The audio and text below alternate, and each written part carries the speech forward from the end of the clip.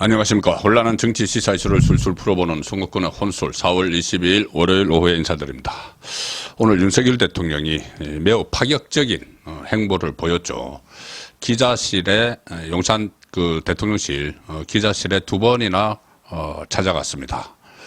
비서실장 정진석 비서실장 임명 발표를 하면서 오전에 또 오후에는 홍철호 정무수석 인선 발표를 하면서 다시 또 찾아갔습니다.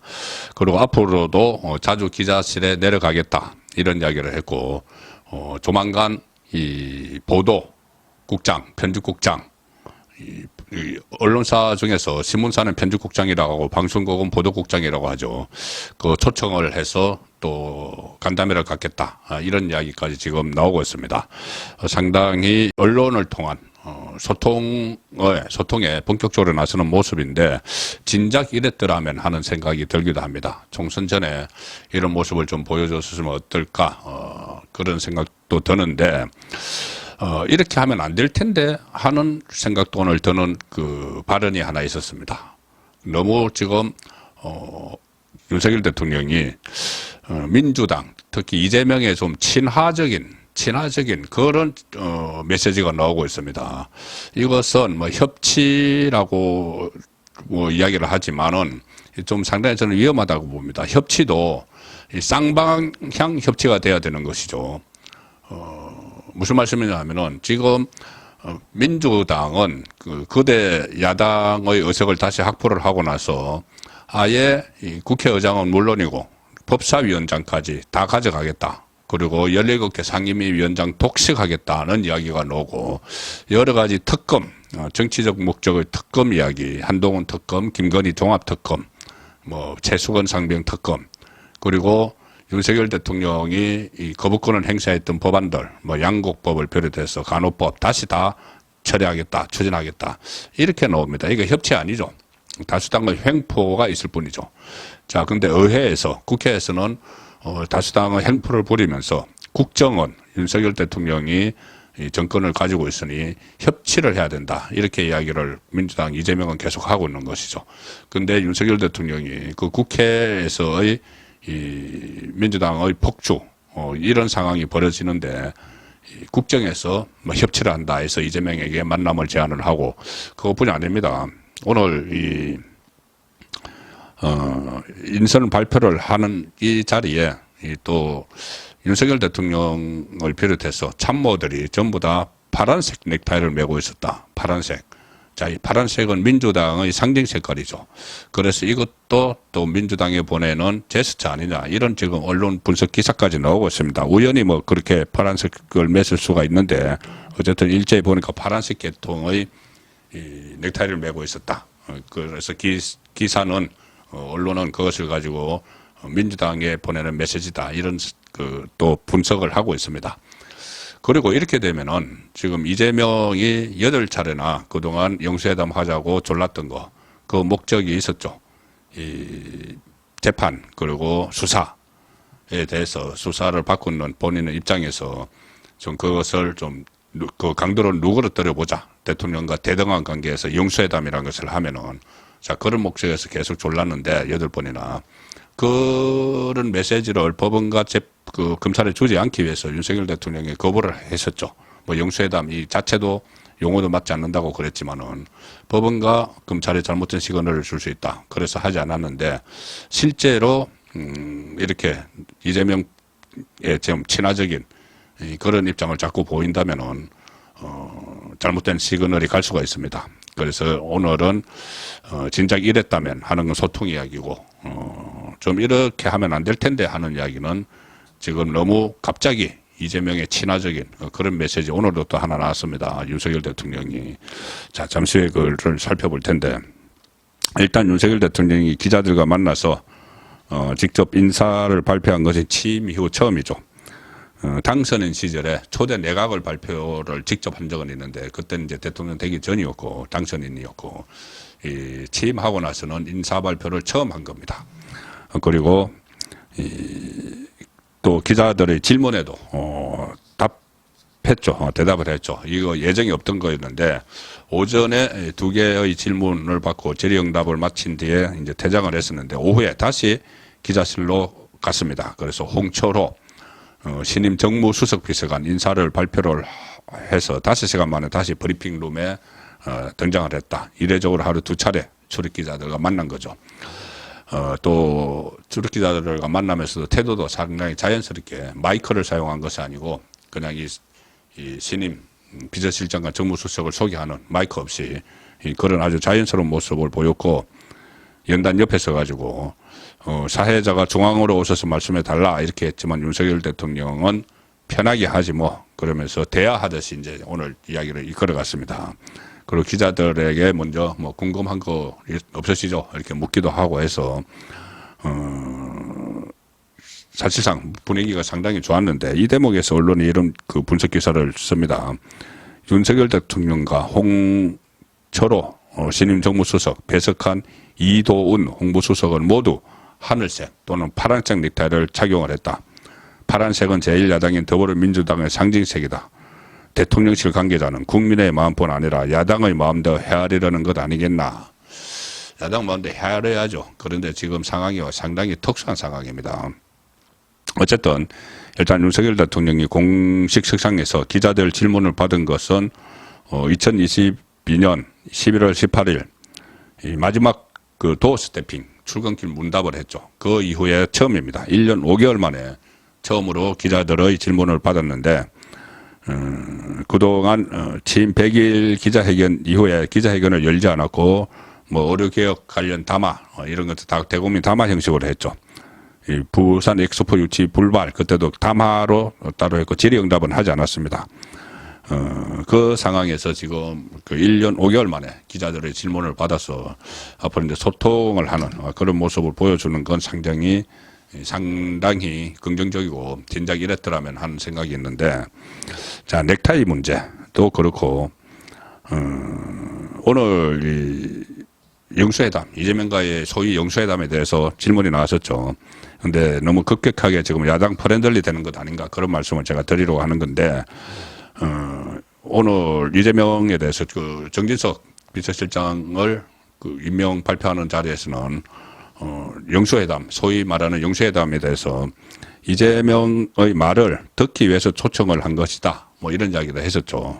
내가 말을 하기보다 윤석열 대통령이 이재명에게 말을 하기보다 듣기 위해서 초청을 한 것이다.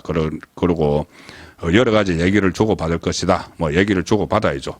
자, 그런데 이 홍철호 정무수석을 임명 발표를 하는 자리에서는 기자가 국무총리 인선에 대해서 물어보니까 좀 이렇게 이야기를 했습니다. 윤석열 대통령이. 상당히 저는 이게 과연 적절한지 의문이 드는데 일단 국무총리 인선은 좀 늦어질 것 같아. 지금까지 계속 막 검토를 막 해오고 이 사람 이름도 막 나왔었죠. 그런데 지금 늦어질 것 같다. 그 이유가 뭐냐? 이재명 대표와 후임 총리와 관련해서 얘기를 나눠봐야 된다. 이재명과 후임 총리와 관련해서 얘기를 나눠야 된다. 물론 이제 큰 틀에서는 뭐 얘기 나눌 수 있죠. 왜냐하면 국무총리는 그 국회 인준을 받아야 되기 때문에 우리 여러 가지 이제 국정 운영에 협조를 부탁한다. 또 우리 그 앞으로 청문회도 많이 있을 텐데 인적 쇄신을 하면은 거기에 잘 뭐 협조를 당부드린다. 이 정도 선에서는 할 수 있죠. 그런데 이 여러 가지 얘기를 주고 받아야 되고 국무총리 인선은 늦어지는 이유가 이재명과 후임 총리에 대해서 얘기를 나눠봐야 된다. 그러면 후임 총리를 누구를 할 것인지 구체적 인물을 가지고 얘기를 나눠봐야 된다면 이거는 좀 다른 이야기입니다.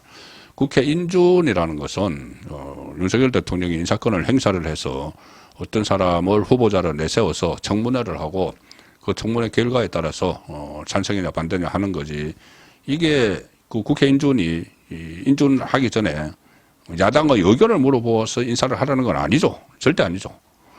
자, 그리고 이건 인사권의 문제인데, 대통령 인사권의 문제인데, 만약에 이 윤석열 대통령이 이제 이름을 이야기를 한다면은 몇 사람의 이름을 놓고, 가령 뭐 주호영, 뭐 김한길, 뭐 건영세, 뭐 이름을 쭉 놓고 이야기를 하다가 그러면 이재명이 이 사람, 그러면은 이재명이 낙점하는 게 되는 거죠. 말도 안 되는 그 이야기가 됩니다. 이름이 나온다면은. 자, 그리고 만약에 이재명이 누구를 이렇게 추천을 한다고 하면은, 그 추천을 하면은 좀 좌파 쪽의 사람을 추천하겠죠. 그러면은 좌파가 국무총리가 되면은 그것은 일종의 준연정 아니면 준거국 내각 성격이 돼야 됩니다. 이것은 지금 뭐 인사문제 협의하는 거하고 지금 협의하겠다는 거하고 차원이 다른 이야기가 됩니다. 연정, 거국 내각 이런 데까지 발전이 돼버리면 연정이나 준거국 내각이든 준연정이든 할 거면은 윤석열 대통령에게 이 대통령을 맡겨준 책임 정치를 하라고 책임지고 국정을 운영을 하라고 대통령직을 맡겨준 국민에게 먼저 이야기를 하고 해야 되는 거죠. 여기서 그냥 그 적석에서 야당 대표를 만나서 이렇게 추천을 받고 그 사람을 만약에 그 임명을 하면 지명을 하는 그렇게 되면은 그것은 책임 정치의 본질에서도 벗어나는 거죠. 과거에도 노무현 정부 때 노무현 대통령이 박근혜 당시 야당 대표에게 이 연정을 제안을 했다가 퇴짜를 맞았습니다. 그때 박근혜 당시 대표는 야당 대표는 이거 책임 정치와 다른 것이다. 책임 정치를 훼손하는 것이다. 일단 집권 세력이 5년 동안 국정을 운영을 해서 뭐 공은 공대로 과는 과대로 책임을 지는 것이다. 그 책임 정치를 훼손하는 게 되는 것이죠. 그리고 아무런 사전에 그 논의도 없이 그냥 갑자기 일종의 권력을 분점하게 되는 그런 상황이 되는 겁니다. 만약에 이재명이 누구를 추천을 하고 윤석열 대통령이 그걸 받아들이면은 그러면 만약에 이재명이 추천한 사람이 국무총리가 되면은 한독수 총리 같은 스타일은 아니겠죠. 뭔가 이 정권을 가지고 총리 헌법에 보장된 장관 재청권 이런 것도 다 행사하려고 합니다. 그러면은 결국 권력을 나눠 갖게 되는 그런 상황이 되는 것인데 지금 윤석열 대통령이 이야기한 국무총리 인선은 좀 늦어질 것 같아 이재명 대표와 후임 총리 얘기를 나눠야 한다. 이 얘기를 나눠야 한다는 게 원론적인 이야기인 것인지 아니면은 이름까지 정말 거명돼서 할 것인지 그 완전히 다른 상황이 되는 겁니다. 그리고 또 특히 지금 문제가 되는 것은 이렇게 자꾸 이재명과 친화적인 이런 모습을 보이고 뭐 넥타이까지 뭐 파란색으로 메고 하면은 이재명은 정말 선거 이겼다고 재판 수사에서 어느 정도 자유로워질 수가 있는 상황으로 갈 수도 있습니다. 어차피 이것 때문에 영수회담을 거렸는데 이제 영수회담도 다 하게 되고 거기다가 이 윤석열 대통령이 아주 친화적인 메시지를 보내게 되면은 법원과 검찰에서도 눈치를 안 볼 수가 없죠. 이재명의 눈치를 보지 않을 수가 없는 상황으로 몰아갈 수가 있습니다. 지금까지 계속 이야기했던 잘못된 시그널을 법원과 검찰에도 줄 수가 있는 것이죠. 그렇게 되면 일종의 사법적 면죄부까지 이재명이 노리는 그 상황으로 갈 수도 있습니다. 그래서 윤석열 대통령이 뭐 정치적으로 야당의 협조를 받지 않으면 안 되기 때문에 지금 영수회담도 하고 하는 것인데 그렇더라도 분명히 어떤 사법적 문제, 검찰의 수사 그리고 법원의 재판은 별개라는 그 메시지를 한번 확실하게 시그널을 줄 필요가 있다. 법원과 검찰에. 그런 생각이 듭니다. 심지어 지금 이것을 받아들이니까 조국까지 왜 내가 하자는 뭐 회담은 안 하느냐 뭐 이런 식으로 또 하고 있죠. 본인이 일단 대법원 확정 판결되면 바로 구속돼야 되는 상황이니까. 그래서 윤석열 대통령이 협치 뭐 국민을 위해서 정책을 제대로 펴기 위해서 뭐 야당의 협조를 받는 건 좋지만 그렇다고 이재명, 조국 이 사람들의 사법 리스크까지 허지부지 시키는 그런 상황이 오면 절대 안 되겠죠. 그것을 서로 분리를 하는 그런 메시지도 윤석열 대통령이 내야 할 걸로 봅니다. 선거권의 혼술이었습니다.